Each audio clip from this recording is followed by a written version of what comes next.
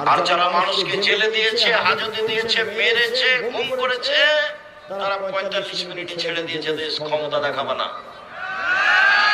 ভারতের দালাল হয়ে দেখে থেকে দেশকে ভালোবাসে, এই কথা তুমি বলো না, তুমি মুনাফিক। ভারতের দালাল হয়ে তুমি দিন কাটায় না, বলো না যে আমি দেশকে ভালোবাসি। ধোঁকাবাজ। কে বলেছে তুমি দেশকে ভালোবাসো?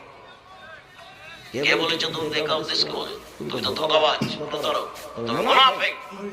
জাতির সাথে গাদ্দারি করো, দেশের সাথে গাদ্দারি করো, দেশের দিনী ভাই বোনদের সাথে গাদ্দারি করো।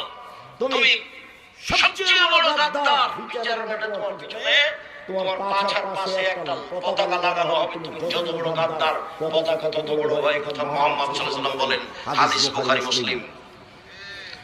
দুনিয়ায় কাপড় দেখিয়ে কয়েকদিন বেঁচে থেকে মানুষকে মেরে জেল হাজত দিয়ে নিজে কিছু বড় মনে করানোর সময়